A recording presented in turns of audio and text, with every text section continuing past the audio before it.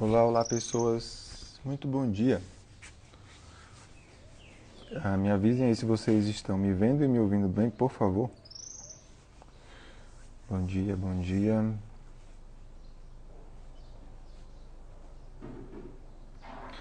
Me deem um joinha se vocês estão me ouvindo bem, tá? Hoje vai ser uma live mais rápida. Tá ótimo. Dona Emília, você por aqui. Então, muito bom dia. Vamos logo direto ao assunto para a gente seguir o dia. Esse assunto de hoje, ele surgiu para mim como dúvida em alguns momentos ao longo dos últimos dias. Primeiro, me veio uma aluna do meu curso de formação que me questionou. Ela perguntou qual era a minha opinião sobre este movimento de cura da criança interior que se fala tanto e que algumas pessoas têm um foco muito forte nisso. Naquele momento eu falei para ela, olha, eu não tenho uma posição formada a respeito disso, porque para mim depende de como esse conceito é utilizado dentro do nosso movimento terapêutico, dentro do nosso movimento de crescimento. Porque há um ponto de necessidade dentro deste assunto de criança interior ferida, mas há também um risco, que é um lugar onde algumas pessoas caem, que foi uma pergunta que surgiu aqui na caixinha do Instagram. Uma pessoa perguntou assim, a criança ferida é uma coisa para se olhar a vida inteira ou estamos usando isso como desculpa? E aí me levantou mais ainda o que eu venho pensando, que existe sim um lugar necessário desse olhar, mas é preciso ter cuidado com a forma com que a gente coloca esse olhar para essa criança ferida.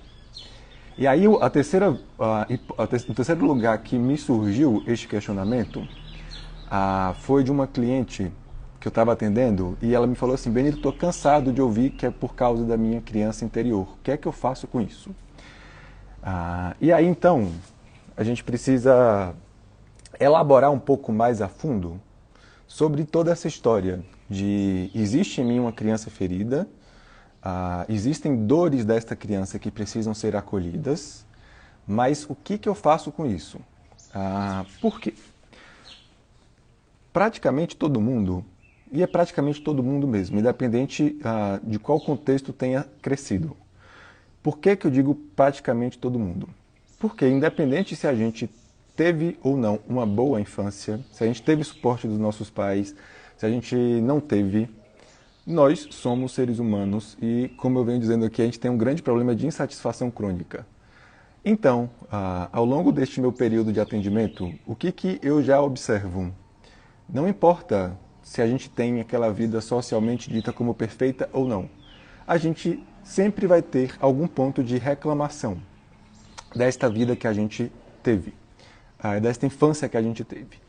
De onde vem esta reclamação?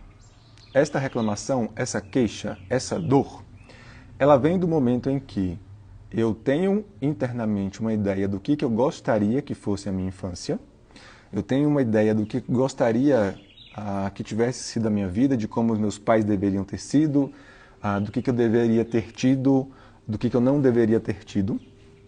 E aí eu me confronto com a realidade que foi totalmente diferente, ou parcialmente diferente daquilo que eu imaginava, daquilo que eu sonhava, daquilo que eu queria. Neste momento, se instala dor na gente. Sim, se instala dor na gente. Essa dor, ela é fruto da diferença entre a nossa expectativa e a realidade que a gente vive. Então, por isso que eu falo, praticamente todo mundo possui dentro de si uma criança com dores, uma criança com feridas. Aí o que acontece com algumas dessas pessoas? Algumas pessoas olham para a sua infância, olham para o seu passado, percebem que tem muitas dores e, ao invés de fazer um movimento de olhar para essas dores, elaborar essas dores e crescer a partir dessas dores, começa a apagar essas dores da sua história, como se fosse possível de fato fazer isso. começa a fechar os olhos para aquilo que viveu e que te causou de fato dor. Este também não é um caminho que leva a gente para o crescimento. Por quê? Porque a gente só está internamente guardando dor, silenciando dor, e é essa dor da nossa criança que vai atrapalhar o caminhar da nossa vida de adultos. Porque, apesar da gente não olhar para esta dor, fica um ciclo lá que não foi fechado, que não foi elaborado. Então, a gente, por conta dessa dor, a gente acaba se sabotando nos processos. A gente ainda vive nesta dor infantil e acaba sabotando o nosso processo de crescimento por não ter fechado aquele ciclo lá atrás, de uma dor passada, de uma dor infantil. Do outro lado, tem as pessoas que hipervalorizam este olhar para a criança interior ferida. O que essas pessoas fazem? Elas olham para lá para trás, vê aquele movimento de dor extremo, e aí entra numa paranoia, eu vou chamar de paranoia, tá? Entra numa paranoia de o tempo todo ficar acolhendo aquela criança ferida que sofreu um dia. E essas pessoas às vezes não percebem que nesse movimento de ficar acolhendo aquela criança interior ferida, começa a viver não no lugar de adulto, que é a pessoa responsável por acolher aquela criança, mas começa a querer tentar reviver uma infância de uma outra forma. Como se fosse possível voltar à infância e viver aquilo que gostaria de ter vivido lá atrás e que, por não ter vivido, causou dor.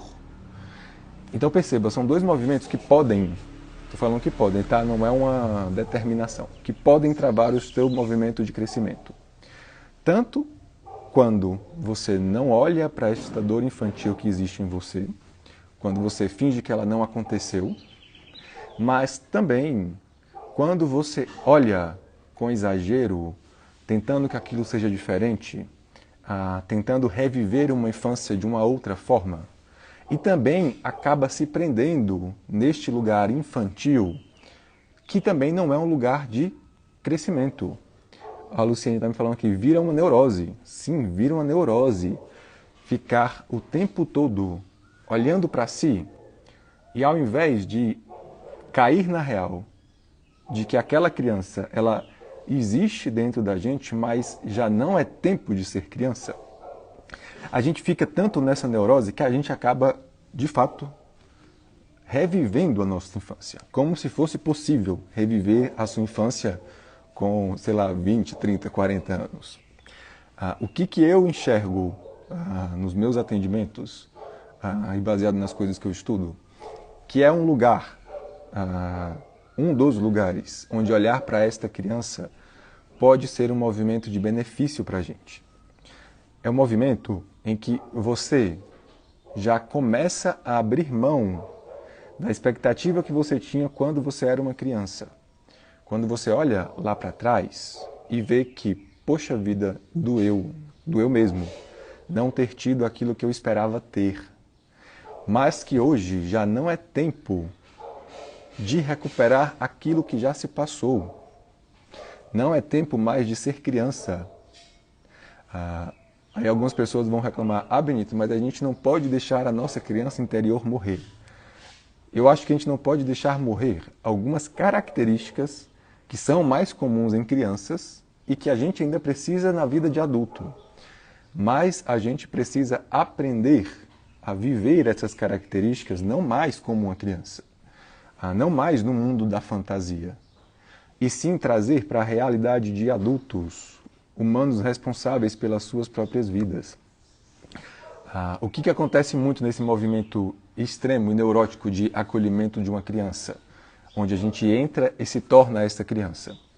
A gente vai para um lugar tão infantil, tão pequeno, que a gente perde de fato a possibilidade de acolher essa criança.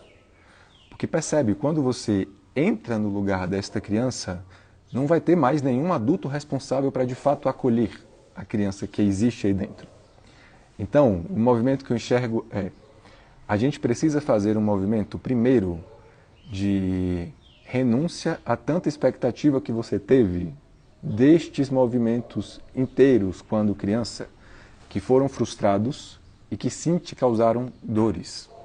Para que no momento em que você começa a abrir mão deste lugar, você consiga começar a caminhar para um lugar de amadurecimento, para um lugar onde você de fato vai se tornando um adulto, para aí sim, num lugar de adulto, você passar a olhar para trás, não com a tentativa de fazer com que essa história tenha sido diferente, não com a tentativa de esconder toda essa dor debaixo de um tapete, mas com um olhar de acolhimento para essa dor, que é um acolhimento onde nós tomamos essa dor para a gente, assumimos de fato essa dor que é nossa, e a partir daí a gente caminha para uma elaboração de como nós, como adultos, podemos acolher esta criança e, a partir dessa dor, a gente possa caminhar para um lugar de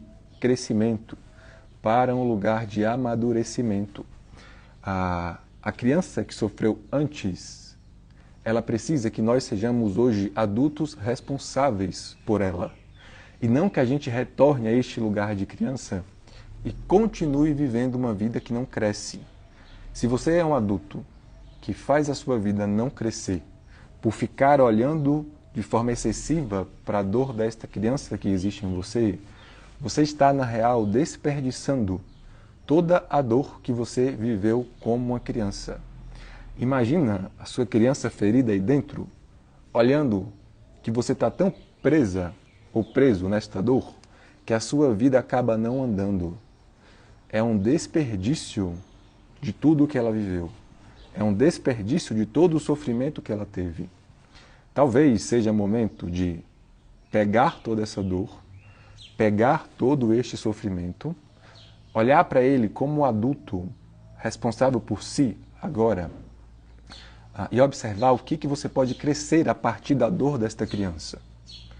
Para aí sim você acolher de uma forma positiva, de uma forma direcionada ao crescimento, toda a dor que esta criança viveu de fato, porque também a gente não vai desvalidar essa dor, porque essa dor realmente existe, mas a gente precisa começar a dar um sentido para essa dor.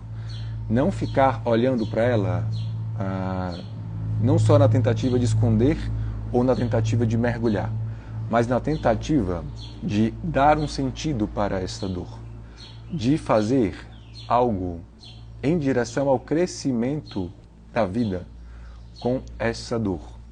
E isso a gente só faz quando nós estamos minimamente caminhando para uma postura de adultos, se dispondo a de fato se responsabilizar pela sua vida e de fato ir para um caminho de crescimento, aceitando e acolhendo esta dor que foi vivida. Eu gosto muito de uma fala do Viktor Frankl, que ele fala: a gente precisa começar a aceitar o sofrimento inevitável da vida. Quando a gente começa a aceitar o sofrimento inevitável da vida, não quer dizer que nós vamos viver apenas em sofrimento, mas que a gente vai parar de lutar contra ele e a gente vai começar a utilizar este sofrimento para caminhar para o nosso crescimento. Tá certo, meu povo? Era isso que eu tinha a falar por hoje. Então, resumindo a pergunta da minha aluna, se eu sou contra ou a favor do movimento de olhar para a criança interior, eu acho que é um movimento necessário, sim, mas cuidado com a postura que você está tendo quando você faz este movimento, quando você está de fato olhando para essa criança.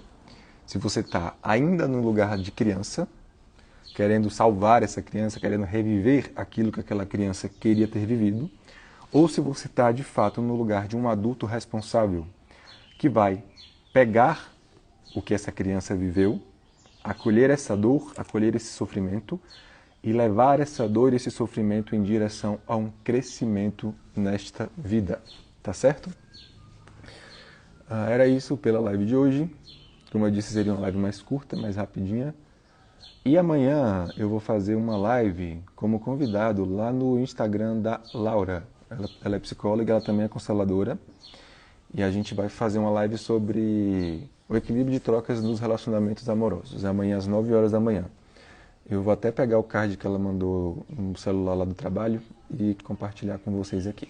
Mas é amanhã, às 9 horas, lá no Instagram dela, tá? Um bom dia para todo mundo, pensem nisso daí e até amanhã na próxima live, tá? Bom dia, fui!